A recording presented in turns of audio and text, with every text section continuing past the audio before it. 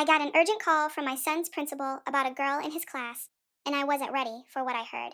It was one of those ordinary Tuesday mornings where the coffee machine gurgled too loudly in our suburban kitchen.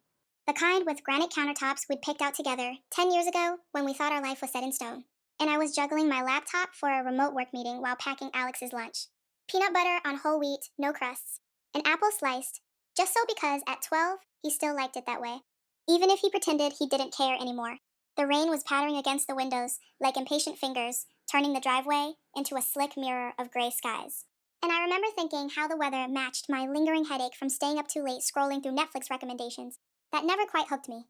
My phone buzzed on the counter, the school's number flashing on the screen, and I answered with that automatic, parental briskness, expecting something mundane like Alex forgetting his gym clothes again, or maybe a minor playground scuffle, because that's what principals call about in middle school, right? But Mrs. Hargrove's voice was tight, edged with that professional concern that sets off alarms in your gut, and she said she needed me to come in right away. It was about Alex and a girl in his class named Lily. Something urgent that couldn't wait for after school pickup. I felt a flicker of annoyance mixed with worry. Work was piling up with deadlines breathing down my neck, and Mark had already left for his office job downtown. His goodbye kiss hurried as always these days. But I grabbed my keys, threw on a raincoat over my yoga pants and sweater, and drove the 10 minutes to Willow Creek Middle School. The wipers swishing rhythmically like a metronome, counting down to something I couldn't foresee. The school hallway smelled of floor wax and adolescent sweat, posters about anti bullying campaigns peeling at the edges, and Mrs. Hargrove ushered me into her office with its fake plants and stacks of folders, closing the door softly behind us as if to contain whatever bomb she was about to drop. She sat across from me, her glasses perched on her nose, and started with the preliminaries. How Alex was a good kid, generally well behaved, but there had been an incident today during recess. Nothing violent, but emotional, tears involved. And it stemmed from a conversation between him and this girl Lily, who was new to the school this year, transferred in from across town. I nodded, my mind racing ahead to typical tween drama. Maybe a crush gone wrong, or name calling over Fortnite scores. But then she leaned forward and said it. Lily had confided in a teacher that she thought Alex might be her half brother, that her mom had told her about an affair years ago, and the name of the father matched Mark's. Our Mark, my husband of 15 years.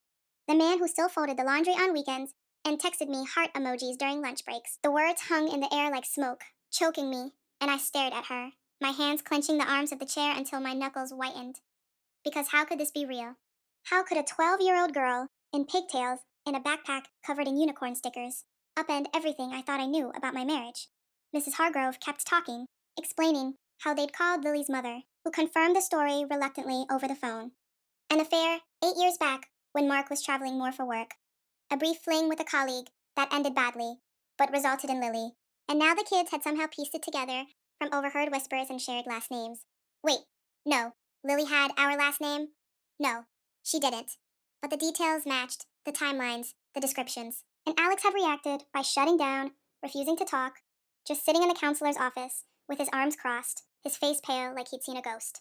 I felt the ring spin, my stomach twisting as if I'd been punched. Memories flooding in unbidden. That year, Mark seemed distant, working late, the arguments we'd had about his stress, how I'd chalked it up to job pressure, and we'd moved on. Therapy sessions we'd skipped because things got better on their own, or so I thought. Betrayal sliced through me, raw and hot. Not just the affair. I'd suspected something back then, but pushed it down. Forgave without full truth. But a child. A living, breathing consequence walking the same halls as our son, interacting with him daily without us knowing. I managed to ask for details, my voice steady by some miracle, and Mrs. Hargrove said they'd keep the kids separate for now, suggested family counseling, handed me a pamphlet on blended families that I crumpled in my fist without looking. Driving home, the rain blurred the windshield, despite the wipers, mirroring the tears I couldn't hold back. And I pulled over once, gripping the steering wheel, sobs racking my body as I imagined Mark's face when I confronted him.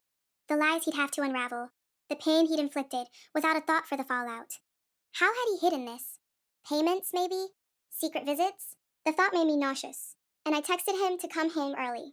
Emergency, no details. Because I couldn't type the words yet. The house felt too quiet when I got back. The coffee cold in the pot. Alex's backpack still by the door from this morning. No, he'd be staying at school until pickup. But they suggested I take him home early, so I turned around, drove back, signed him out with numb fingers. His eyes avoiding mine in the car as he muttered he didn't want to talk about it. Just stared out the window at the puddles reflecting streetlights that weren't on yet. We got home and I made him a snack. Grilled cheese, his favorite. Watching him pick at it silently, my mind screaming questions I couldn't voice to him yet. Not until Mark was here to share the burden. The hours dragged. Work emails ignored on my phone, and when Mark's car pulled into the driveway, tires crunching on wet gravel, I met him at the door, my face probably a mask of accusation. And before he could ask what was wrong, I blurted it out. The principal's call, Lily, the affair, the daughter he never mentioned. My voice breaking on the last word. He froze, keys dangling from his hand, his face draining of color, and he didn't deny it, just whispered, "Oh God," slumping against the wall as if his legs couldn't hold him. And in that moment, the raw pain exploded fully. Anger surging like bile. How could he, after all these years of building a life, a family, suburban barbecues, and school plays, and anniversary dinners at that Italian place downtown? I yelled then, words tumbling out about trust shattered, lies compounding, Alex's confusion.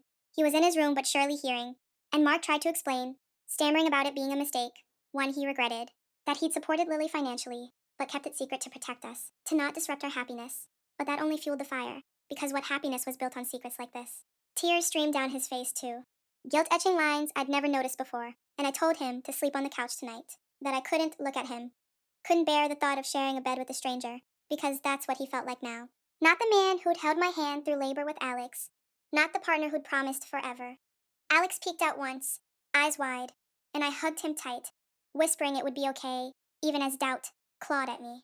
The evening dissolving into tense silence, takeout pizza uneaten on the table, the rain now a steady drum against the roof, as I lay awake upstairs, staring at the ceiling fan's slow spin, grief washing over me in waves, wondering if our family could ever piece itself back together from this fracture, the shock still pulsing through every nerve, leaving me hollow and aching in the quiet dark. That first night after the truth spilled out felt like the longest of my life, the kind where every minute stretches thin and brittle, ready to snap under the weight of what had been said and what still hung unspoken between us. I stayed upstairs after sending Alex to bed early with a promise we'd talk more tomorrow when things felt less raw. He nodded mutely, eyes red rimmed, clutching his phone like a lifeline even though the screen was dark. And I'd tucked the blanket around him the way I used to when he was small, my hands shaking so badly I almost dropped his stuffed bear from years ago that he still kept on the shelf. Downstairs, the living room lamp cast long shadows across the couch where Mark had already unfolded the spare sheets I'd thrown at him. Without a word, his shoulders hunched as if bracing for another blow. And I could hear him moving quietly, opening the linen closet, smoothing the fabric, the small domestic sounds that used to comfort me, now grating like sandpaper on open wounds. I didn't go down right away. Instead, I sat on the edge of our bed, my bed now, I supposed, staring at the wedding photo on the dresser. The two of us laughing on that beach in Cancun, 15 years ago, sun bleached and oblivious. And the contrast made my chest ache so fiercely, I pressed my palm against my sternum, as if I could physically hold the pieces together. The rain hadn't let up, drumming steadily on the roof, a white noise backdrop to the silence that had settled over the house like fog. And every so often, I'd hear the faint creak of the couch springs as Mark shifted, probably unable to find a comfortable position on cushions meant for sitting, not sleeping. I kept replaying his confession in fragments. How the affair had lasted only 3 months. How it was during that brutal project in Chicago when he was gone 4 days a week. How he'd ended it the moment he realized she was pregnant because he couldn't bear the thought of losing us. How he'd set up a private account to send money every month so Lily's mother wouldn't come after him legally. How he'd convinced himself that distance and secrecy were kinder than confession. Each detail landed like a fresh cut, not because I didn't believe the regret in his voice. He'd cried harder than I'd ever seen him, face buried in his hands, shoulders shaking, but because the math didn't lie. 8 years of hidden support checks, 8 birthdays he'd missed sending cards or showing up at school events. 8 years Alex had a half sister he didn't know about while we planned family vacations and argued over whose turn it was to pick up the dry cleaning. I wanted to hate him, cleanly, to let rage burn away the love. But grief kept intruding. Grief for the version of our marriage I'd believed in. For the man, I thought I knew better than anyone. Around midnight, I finally crept downstairs for water, barefoot on the cold hardwood, and found him sitting on the edge of the couch in the dim glow of his phone, scrolling through something. Probably old photos of us. Or maybe messages from Lily's mother. I didn't ask. He looked up, startled, eyes swollen and bloodshot, and for a second, neither of us spoke. The refrigerator hummed in the kitchen. The rain tapped insistently, and I felt the distance between us widen into something physical, a chasm I wasn't sure how to cross. I didn't know how to tell you, he whispered finally, voice hoarse. Every time I tried, it felt like it would destroy everything. I stood there clutching the empty glass, throat tight, and managed only, it did destroy everything.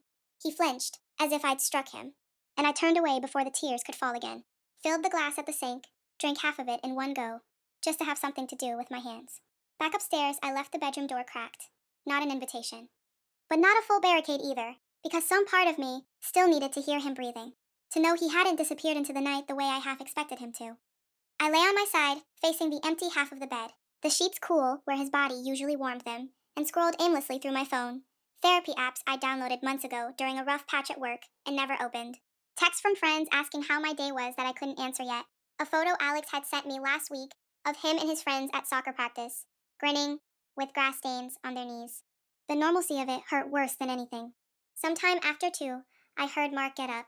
Footsteps soft on the stairs, the kitchen faucet running, then the creak of him returning to the couch. I pictured him staring at the ceiling the same way I was, replaying every wrong choice, every lie of omission, wondering if there was any path back from here. Sleep came in fits, shallow and haunted by dreams, where Alex was small again, clinging to my leg, while Mark walked away down a long hallway that never ended. When morning finally arrived, gray light filtering through the blinds, I found Mark already in the kitchen, brewing coffee the way he always did. 2 mugs, one with my exact amount of creamer, though he hesitated before sliding mine across the island. Waiting for permission. I took it, without thanks, the warmth seeping into my palms, and we stood there in silence while the machine gurgled its last drops, the scent of dark roast filling the space between us like an uneasy truce. Alex came down soon after, still in pajamas, hair mussed, avoiding both our eyes as he poured cereal he didn't eat, spoon clinking against the bowl. I wanted to wrap my arms around him. Promised the world hadn't cracked beyond repair, but the word stuck. Instead, I smoothed his hair and said we'd all stay home today. No school, no work calls, just time to sit with this new reality, however ugly it felt. Mark nodded, throat working, and murmured he'd call his office, take personal leave, whatever it took. The 3 of us moved through the morning like ghosts in our own house. Alex retreating to his room with headphones. Mark cleaning counters that didn't need it. Me folding laundry I'd ignored for days. Small, deliberate motions to keep from falling apart completely. By afternoon, the rain had eased to a drizzle, and I suggested we sit together in the living room, no phones, just talk, because avoidance had already cost us too much. We did, awkwardly at first, knees almost touching on the sectional. Alex, between us, like a buffer.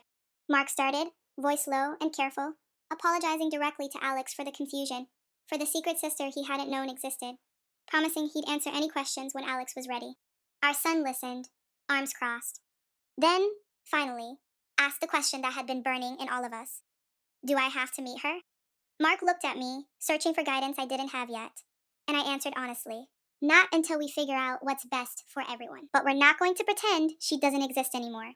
Alex nodded once, small and uncertain, then leaned his head against my shoulder, the first real contact since yesterday's pickup. And I felt the tiniest crack in the wall of pain. Not forgiveness, not even close, but the beginning of something that might one day let air through. Mark reached out, slowly, resting his hand on Alex's knee, and though our son didn't pull away, he didn't lean in either. It was enough for now. That fragile point of contact, in a room still thick with hurt. As evening crept in, we ordered Thai takeout, Pad See Ew for me, spring rolls for Alex, green curry for Mark, and ate on paper plates at the kitchen table. The normalcy of forks scraping plastic almost surreal against the undercurrent of grief. No one laughed, no one pretended everything was fine, but we stayed in the same room, breathing the same air. And when bedtime came, I kissed Alex's forehead, whispered I loved him more than anything, and downstairs Mark waited until I was halfway up the stairs before saying quietly, I'm not going anywhere unless you tell me to. I paused, hand on the banister, exhaustion and anger and something softer warring inside me, and answered without turning, I haven't decided yet. Then I continued up, closed the bedroom door softly, and for the second night in a row, lay awake listening to the house settle around us, the couch creaking faintly below, knowing that whatever came next would be built, if it could be built at all, on nights like this. 1. Long and sleepless, and brutally honest, where the only thing left was the slow, painful choice to keep trying. The next morning dawned with a deceptive calm, the kind that follows a storm when the sky clears, but the ground is still sodden and treacherous underfoot. I woke to the smell of coffee drifting up from the kitchen and the faint clatter of dishes. Mark already moving through the routines we'd built over years, as if muscle memory could carry us until we figured out how to feel again. I stayed in bed longer than usual, staring at the ceiling cracks we'd always meant to patch, listening to Alex's footsteps overhead as he shuffled to the bathroom, the toilet flush, the faucet running. Ordinary sounds that now felt precious, fragile, like they could shatter if I acknowledged how close we'd come to losing them. When I finally went downstairs, Mark was at the stove, scrambling eggs the way Alex liked them. extra cheese. While our son sat at the island counter, scrolling his phone with one hand and picking at a piece of toast with the other, neither looking at the other, but both present in the same small space, which felt like progress measured in millimeters. I poured myself coffee, black this time, no creamer, because sweetness felt dishonest, and stood by the window watching the last of the rain drip from the gutters, gathering my thoughts into something I could say without screaming or crying. We need to talk about boundaries, I said finally, voice steadier than I expected, and both of them glanced up, Alex wary, Mark relieved that someone was taking the lead. I set my mug down carefully. First, no one outside this house knows yet. Not your friends, Alex. Not Grandma. Not Aunt Sarah. Not anyone at work. We decide together when and how to tell people, if we tell them at all. Alex nodded quickly, almost eagerly. The idea of his classmates finding out he had a secret half sister seemed to terrify him more than the secret itself. Mark murmured agreement, then added softly, "And Lily? Her mom reached out last night. She wants to know what happens next." The name landed like a stone in still water, rippling through the room. Alex's shoulders tensed, and I felt my own jaw tighten. "Tell her we're not ready," I said. "Not for meetings, not for playdates, not for anything, until we've spoken to someone who knows how to handle this without making it worse." Mark pulled out his phone, typed a quick message. I could see the careful wording from across the island, something about needing time, appreciating her patience, and hit send before setting the device face down like it might bite. That small act of deference, of letting me set the pace, cracked something in me. Not forgiveness, but the tiniest acknowledgement that he was trying to follow instead of lead for once. The rest of the morning passed in careful choreography. I called the school to say Alex would be out a few more days, citing a family matter. Mark canceled his meetings and texted his boss he needed personal time. We moved through household tasks side by side without touching, loading the dishwasher, wiping counters, folding towels from the dryer, each motion a silent negotiation of proximity. By noon, Alex had retreated to the basement rec room with his Switch, the muffled sounds of a racing game filtering up the stairs, and Mark suggested we sit on the back porch even though it was still damp. I agreed because staying inside felt too confining, like the walls were pressing in with everything we weren't saying. We wrapped ourselves in the old throw blankets we kept in the storage bench, sat on the glider that creaked under our combined weight, and for a long time just watched the neighbor's dog chase its tail in the yard next door. Then Mark spoke, low and halting. "I keep thinking about what this means for him. For Alex. He's been carrying this confusion alone since yesterday, and I put it there." His voice broke on the last word, and he pressed his knuckles against his mouth. I let the silence stretch, feeling the familiar tug of war between wanting to comfort him and wanting to let him feel every ounce of the guilt he'd earned. Finally, I said, "He needs to know we're still his parents, first and always, that nothing changes how much we love him, even if everything else is different now." Mark nodded, tears slipping down his cheeks unchecked, and whispered, "I'm so sorry for all of it." I didn't say I forgave him. The words weren't there yet. Instead, I reached over and rested my hand on his forearm, just for a second, the briefest contact, then pulled back. It wasn't absolution, but it was acknowledgement. "I heard you. I see you hurting too." That afternoon, I made the call I'd been dreading.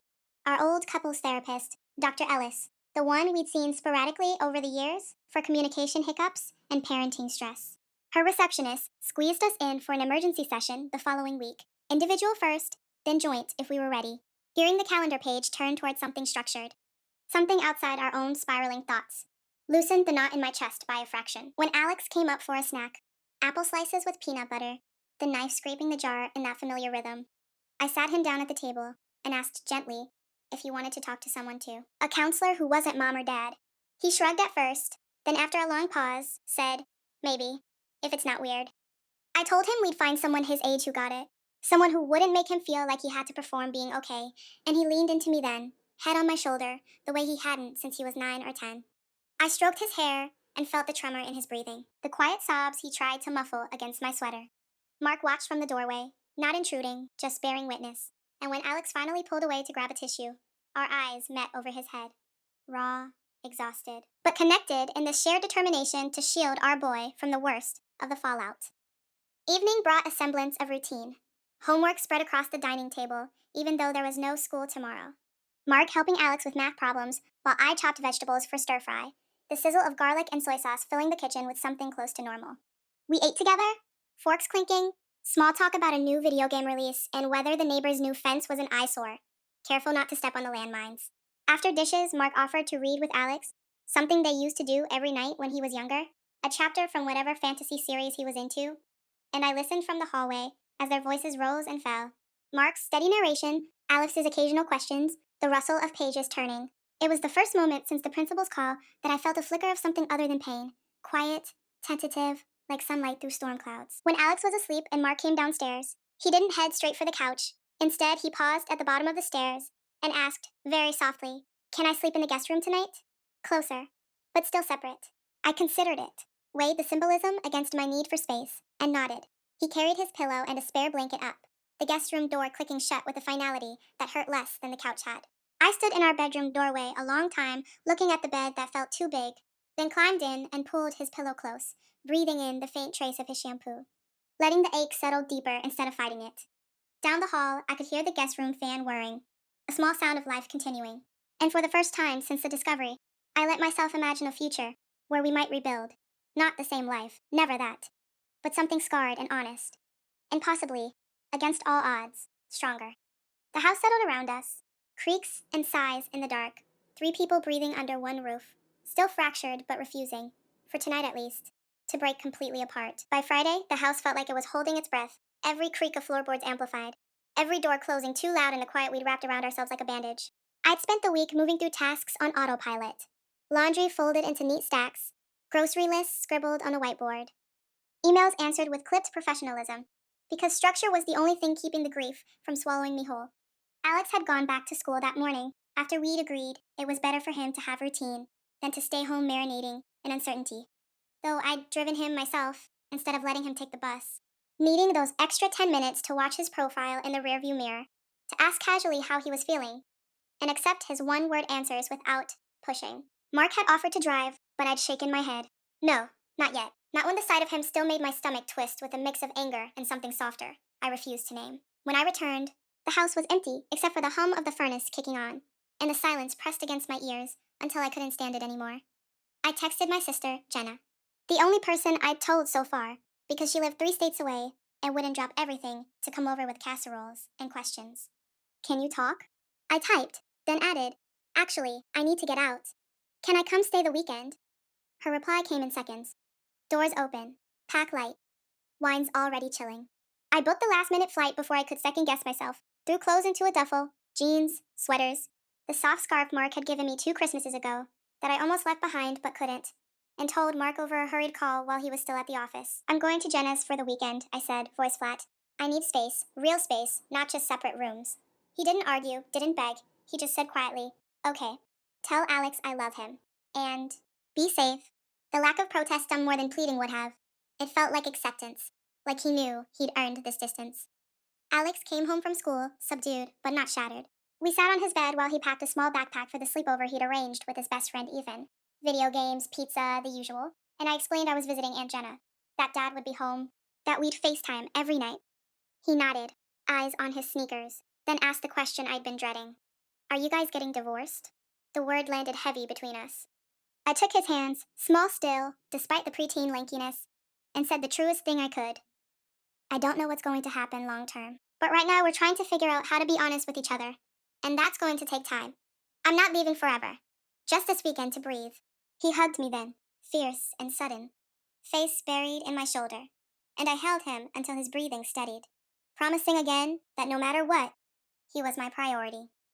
Mark arrived home early, eyes shadowed from a day of pretending normalcy at work, and we had the awkward handover in the kitchen.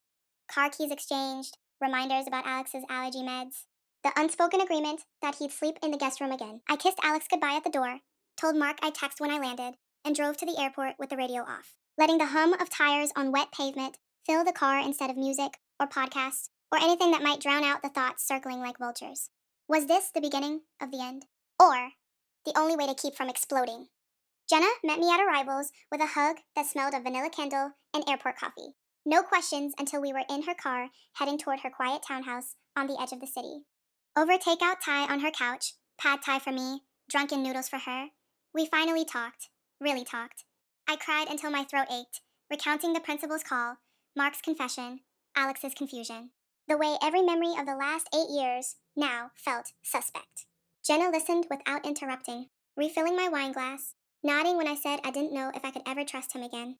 If love could survive being built on such a massive omission. You don't have to decide this weekend, she said finally. You just have to decide if you want to keep deciding together. That sentence lodged in me like a splinter. Painful, but clarifying. Saturday morning, we walked her neighborhood trails, mist hanging low over the trees, leaves crunching under our sneakers. I talked more about the practical things I'd been avoiding, the money Mark had sent Lily's mother, whether there were legal obligations we didn't know about, how to talk to Alex about meeting his half sister without making him feel replaced. Jenna suggested I start a list rules for transparency, non negotiables, things I needed to feel safe again. And by afternoon, I was sitting at her kitchen table with a notebook, pen moving steadily. Full access to financial accounts, no more private conversations with Lily's mom without me knowing. Therapy mandatory for both of us individually and together.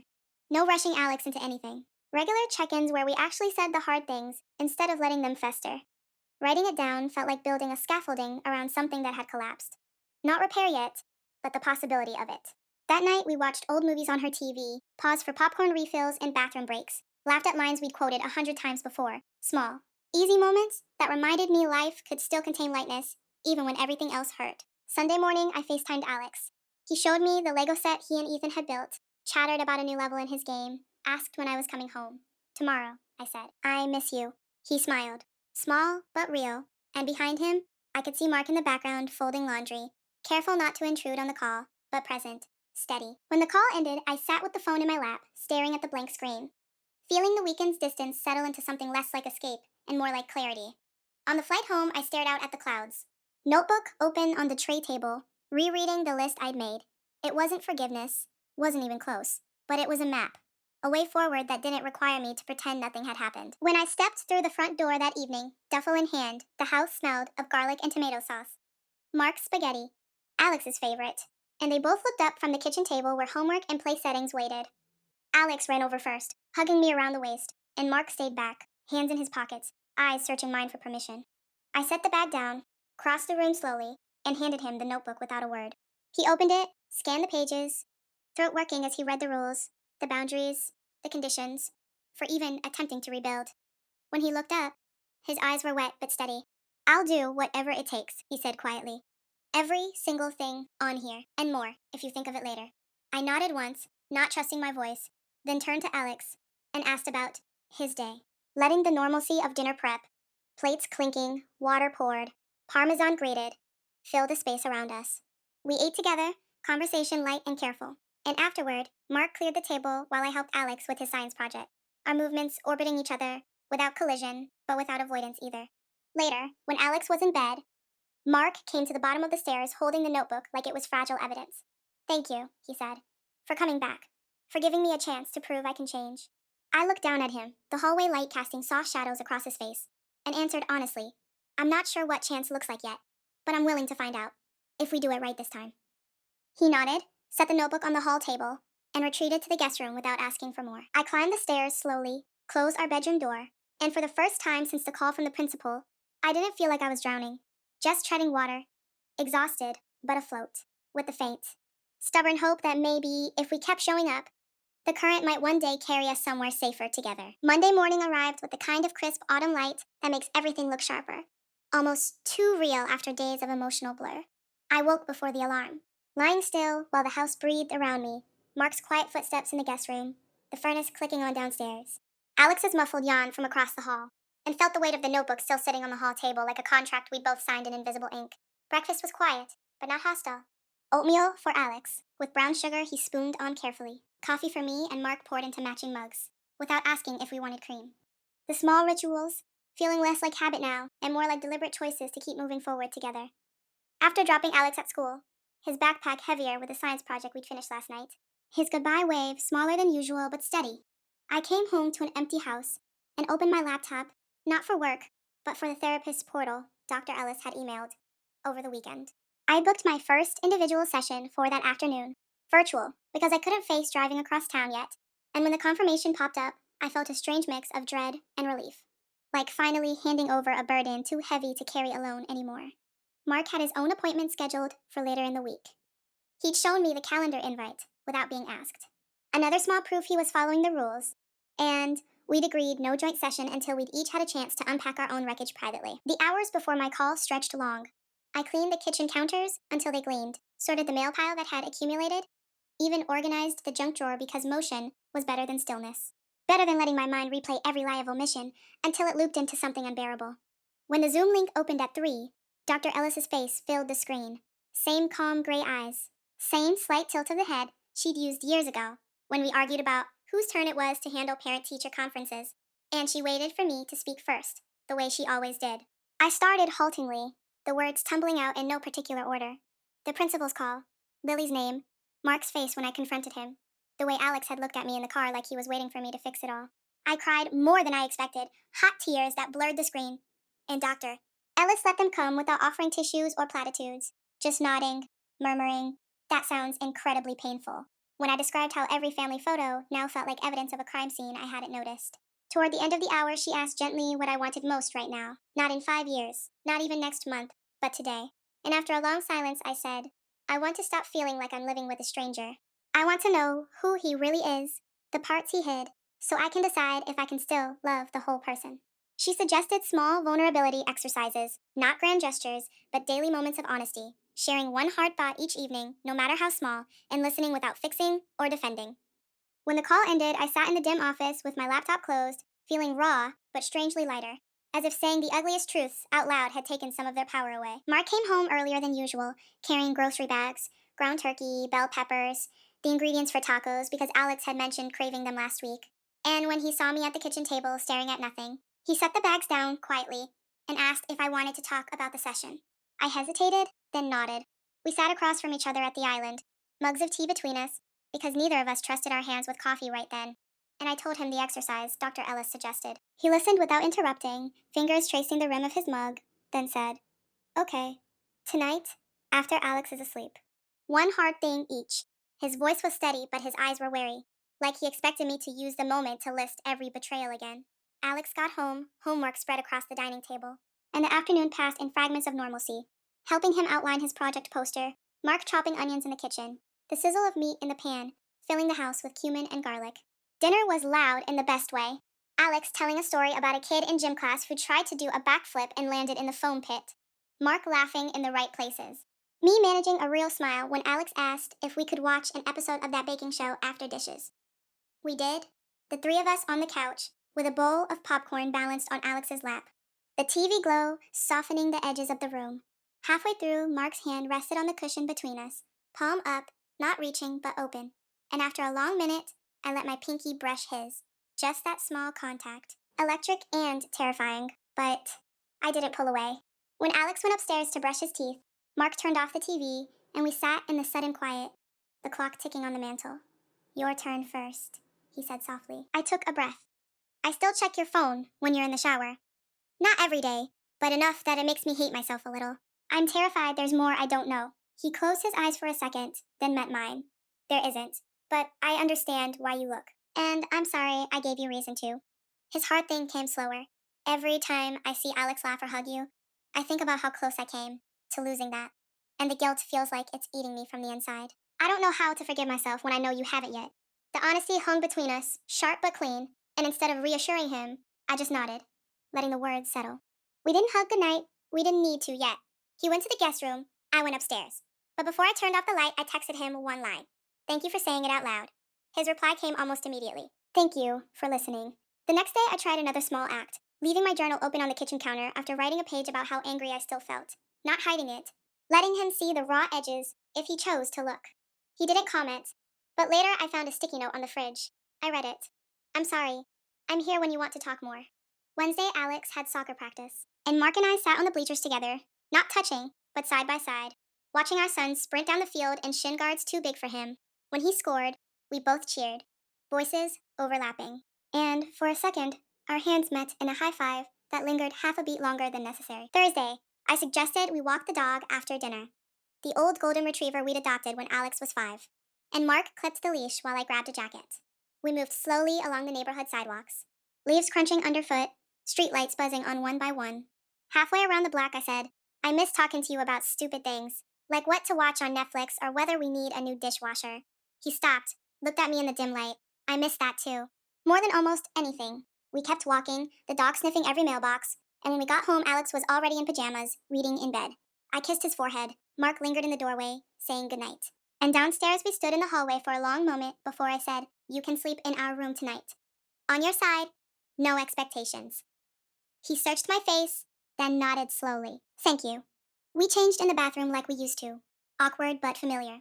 Him brushing his teeth while I washed my face. And when we slid under the covers, the mattress dipped under his weight. The space between us wide, but not empty. I turned off the lamp, lay on my back, staring at the ceiling, feeling his breathing even out beside me.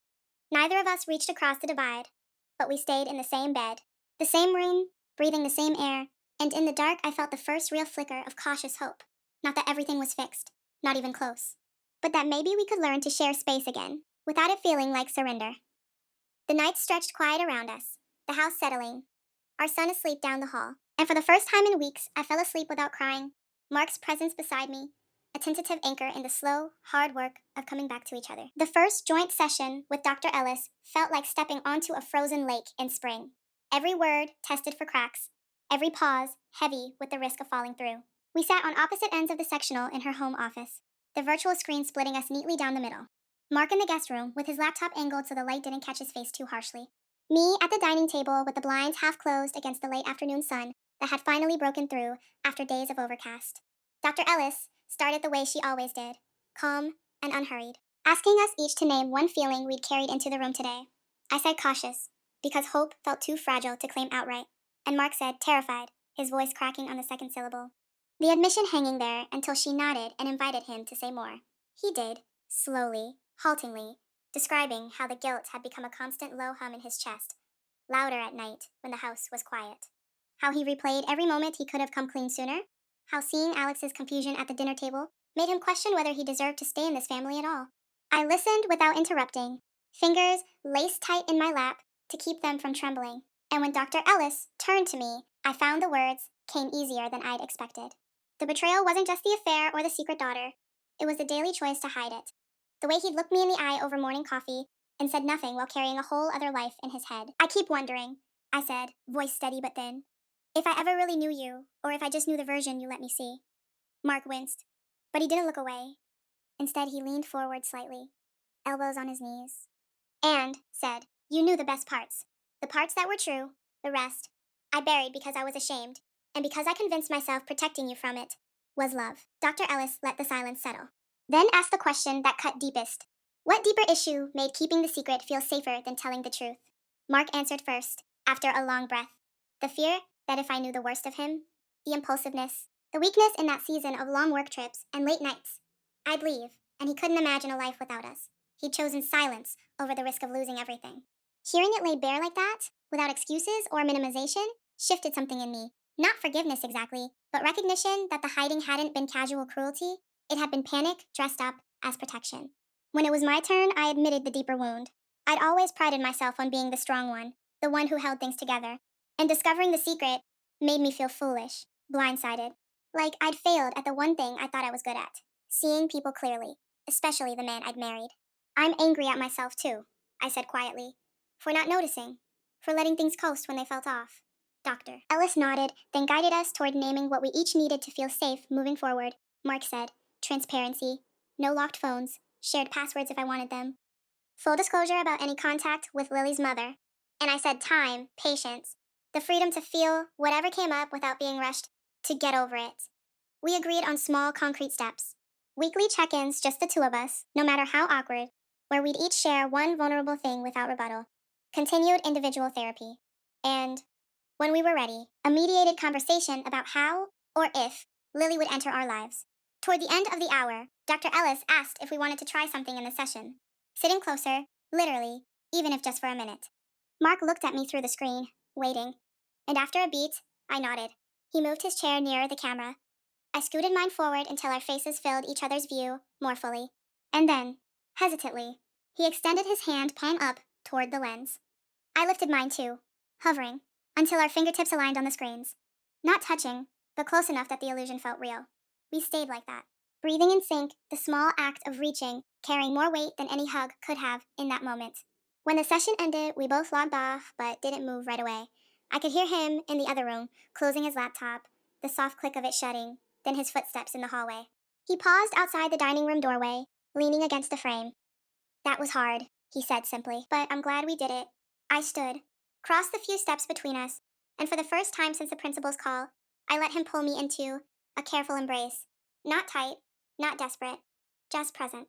His chin rested on my hair, my cheek against his collarbone, the familiar scent of his laundry detergent, and faint aftershave grounding me even as my heart raced. We stood there a long minute, neither speaking, until Alex's bus brakes hissed outside, and we stepped apart, smoothing our clothes, composing ourselves into parents again. Dinner that night was tacos leftovers reheated. Alex chattering about a group project where one kid kept eating glue sticks for laughs. And we listened, laughed in the right places, our knees brushing under the table once. Accidental. Then not, and neither of us pulled away. After Alex went upstairs to shower, Mark cleared plates while I wiped counters, our movements synchronized without effort. When the kitchen was quiet, he turned to me, drying his hands on a dish towel, and said, I'd like to keep sleeping in our room. Not every night if you need space, but most, if that's okay. I considered it, felt the pull of old comfort, warring with the new caution, then nodded. Most nights. And we keep talking, the hard stuff, even when it's easier to stay quiet. He reached out slowly, brushed a strand of hair from my forehead with his thumb, the touch so gentle it almost hurt. Deal. Upstairs we changed for bed in the soft light of the bedside lamp, him on his side, me on mine. The space between us narrower than it had been. When I turned off the light and settled under the covers, he whispered into the dark, I love you. Not just the idea of you, the real you, even when you're angry, even when you're hurting because of me.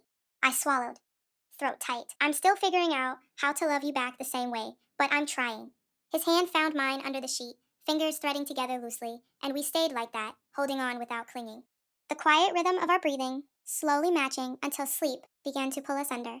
Down the hall, Alex's door was cracked, nightlight glowing faintly. And outside, the wind rustled the last of the autumn leaves against the window.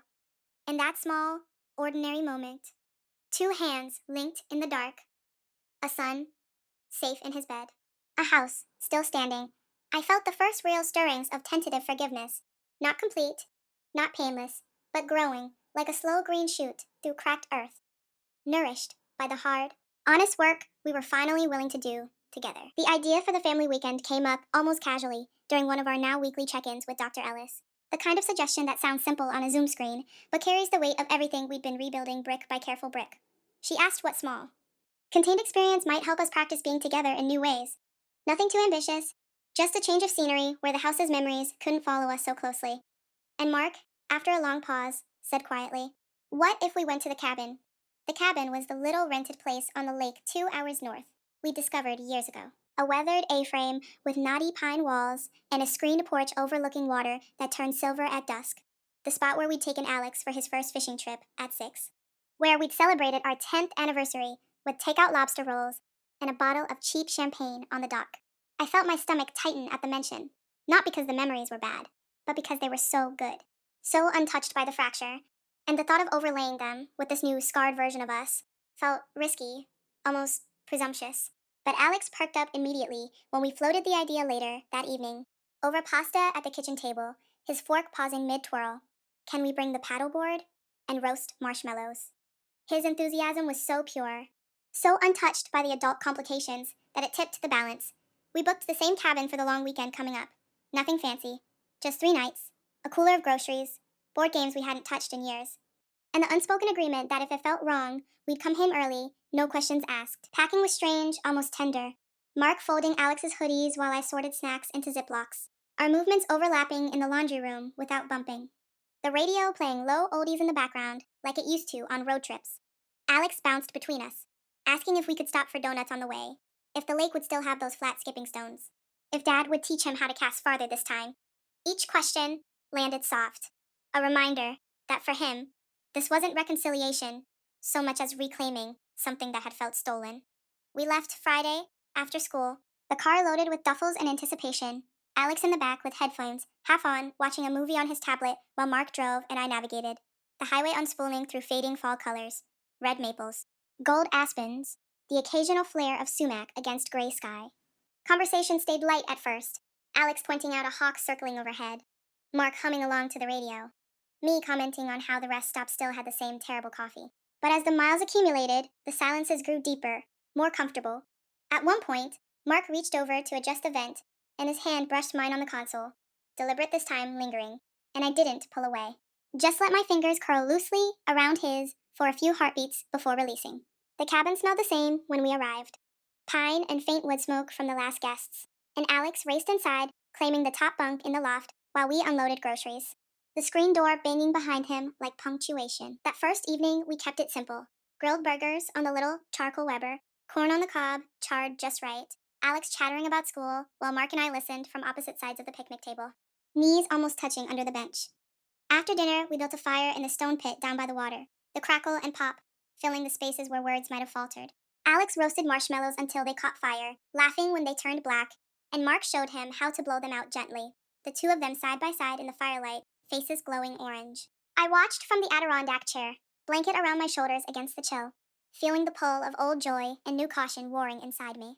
When Alex finally yawned and headed up to bed with promises of early fishing, Mark stayed by the fire, poking the logs with a stick until sparks rose like tiny stars. He looked over at me then, firelight carving shadows across his cheekbones, and said, "I didn't know if you'd ever want to come back here with me." His voice was low, rough around the edges. I stared into the flames for a long minute. I wasn't sure either. But I'm here. He nodded, set the stick down, and after another beat, moved to sit on the arm of my chair. Not crowding, just close enough that I could feel his warmth. Slowly, carefully, he reached for my hand. I let him take it, our fingers threading together, naturally, calluses, familiar, against my skin. We sat like that a long time, listening to the lake lap against the dock, the occasional loon call echoing across the water, until the fire burned low and the cold started to seep through the blanket. Upstairs, we changed for bed in the dim loft light. Alex already asleep, soft snores from the top bunk, and when we slid under the quilts on the double bed downstairs. The mattress dipped under our combined weight, the way it always had. Mark turned toward me in the dark, not touching yet, just close enough that I could feel his breath on my shoulder. "Can I hold you?" he whispered. The question hung there, simple and enormous. I shifted, rolled onto my side facing him, and nodded once. His arm came around me slowly, tentative, like he was afraid I might vanish. I rested my head on his chest, listened to the steady thump of his heart, faster than usual, but real, and after a moment I draped my arm across his waist, fingers curling into the soft cotton of his t-shirt. We didn't speak again, didn't push for more. We just held each other, bodies remembering what words still struggled to say, the quiet intimacy more healing than any declaration could have been. The next morning dawned bright and cold, frost rimming the dock planks. We made pancakes on the griddle, blueberries for Alex, plain for me, chocolate chips for Mark because he still liked them best, and ate on the porch wrapped in blankets, steam rising from coffee mugs. After breakfast, Alex dragged Mark down to the lake with fishing rods, the two of them casting from the dock while I watched from the steps, phone in hand, snapping photos I might never show anyone, but that felt important to capture. Alex's tongue between his teeth in concentration. Mark's patient adjustments to the reel, the way their heads bent close together over a tangled line. When Alex caught a small bass, nothing trophy-sized, but enough to whoop about, Mark helped him unhook it gently, showed him how to release it back into the water, and they high-fived so hard their palms smacked loud across the lake. That afternoon, we hiked the short trail behind the cabin, leaves crunching underfoot. Alex running ahead to find the best viewpoints, while Mark and I walked slower, hands brushing occasionally, then linking when the path narrowed. At the overlook, we stood shoulder to shoulder, watching the water glitter below, wind tugging at our jackets, and he said softly, "I'm not asking for everything to be fixed. I just want you to know I'm all in, for whatever this looks like, for as long as you'll let me try." I turned to him, searched his face, the lines around his eyes deeper now, the earnestness, unmistakable, and answered, "I know. And I'm still here, trying too." We kissed then, not hungry, not desperate, but slow and deliberate, a seal on the promise we were both still making, lips cool from the wind, tasting faintly of coffee and pine. Alex called from farther down the trail, "Come on, you guys are so slow." And we pulled apart laughing, the sound startling birds from the branches overhead. That night we played Monopoly on the rug in front of the fire. Alex bankrupted us both within an hour, crowing triumphantly, and when he finally crashed on the couch mid-movie, Mark carried him up to the loft while I folded blankets, the domestic choreography feeling less rehearsed and more rediscovered. Later, in bed, we held each other again. Closer this time, bodies fitting together with the ease of long habit tempered by new awareness. His hand traced slow circles on my back. Mine rested over his heart. And when he whispered, "I love you," into my hair, I answered the same, voice steady. meaning every syllable, even if the feeling still carried scars. The weekend didn't erase the past, no firelit confessions, no sudden perfection, but it tested us gently and found us willing to laugh together, to touch without flinching, to parent side by side, to sleep entwined without the ghost of secrets between us. Driving home Sunday evening, Alex asleep in the back, Mark's hand on my thigh as the highway lights streaked past. I felt something settle deeper than hope, quiet certainty that we were building something new. Not repairing the old, flawed, honest, hard won closeness that might just be strong enough to last. A year to the day after that urgent call from the principal's office, the house looked almost exactly the same on the surface. Same granite countertops still gleaming under the pendant lights. Same whiteboard calendar, crowded with soccer practices and dentist appointments. Same golden retriever snoring on the rug in the living room. But the air inside felt different, quieter in a settled way, rather than the tense hush of those first weeks. I stood at the kitchen island, chopping carrots for the slow cooker chili we decided on for dinner, the knife moving in steady rhythm while outside the late October wind rattled the last stubborn leaves against the windows. Mark was in the dining room, helping Alex with his history project. Their heads bent over a poster board spread with printed photos of the civil rights movement, Mark's voice low and patient as he explained the significance of the March on Washington. The scene was so ordinary it almost hurt. Almost. Because, for so long, ordinary had felt like a performance we were putting on to keep from falling apart. And now, it was simply what we did, day after day, without second guessing every gesture. Lily had entered our lives slowly, carefully, in the way we'd mapped out in therapy and then adjusted 100 times. First supervised video calls with just Mark and her mother present, then short in-person visits at a neutral park, with Alex deciding each time whether he wanted to come along. He'd started with watching from a distance, then sitting nearby but silent, then finally asking her questions, small ones at first, about her favorite video games, or whether she liked the same kind of pizza he did. And over months, the questions had grown into real conversations. Shared earbuds for music, awkward laughs when they realized they both hated olives on everything. It wasn't seamless. There were days Alex came home quiet and withdrawn. Days he asked why Mark hadn't told him sooner. Days I had to step outside to breathe through the fresh wave of anger that still surfaced unexpectedly. But we talked through those too, in individual sessions and joint ones, in the late night kitchen conversations that had become our new ritual after Alex was asleep, mugs of decaf between us. Just honest check ins about what hurt that day and what felt better. Mark had kept every promise on the list I'd handed him that evening I returned from Jenna's. Bank statements shared without prompting. Therapy, attendance, never missed. No contact with Lily's mother. That wasn't first discussed with me. He'd even suggested we renew our vows quietly on our anniversary. Not a big ceremony. Just the three of us, plus Jenna on Zoom. Standing in the backyard under string lights we'd hung for no reason, other than it felt nice.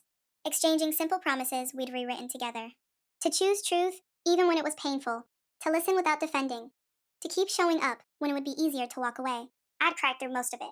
Not from grief this time, but from the strange relief of hearing him say the words and knowing I believed them. Not blindly, not naively, but with eyes wide open to the flaws we both carried. Tonight wasn't any kind of formal milestone. There was no cake, no speeches. But after dinner, chili steaming in bowls, cornbread crumbled on top, Alex telling a story about how his science teacher had accidentally set off the fire alarm during a demonstration. We cleared the table together, the three of us moving in easy orbit around the kitchen, elbows brushing without apology. When the dishes were done, Alex disappeared upstairs to finish homework, and Mark and I lingered at the island, wiping counters that were already clean, the silence comfortable now instead of loaded. He reached over, took my hand where it rested on the granite, thumb tracing slow circles over my knuckles the way he used to do when we were dating, and everything felt new. A year, he said softly, not as a question, but as acknowledgement. I nodded, squeezing his fingers. A hard one, but we're still here. He looked at me then, really looked the way he'd learned to do in therapy, without flinching from whatever he might see, and said, I don't take that for granted anymore. Not for a second. I felt the familiar ache in my chest, not sharp like before, but duller, older. The scar tissue of something that had torn and healed, crooked but strong. Me neither, I answered. We stood there a while longer, hands linked across the island, listening to the faint thump of Alex's music through the ceiling, the dog's contented sigh from the living room, the refrigerator, humming its steady lullaby. Later, after Alex had brushed his teeth and called down good night, we climbed the stairs together, something we'd started doing again without fanfare. No big declaration.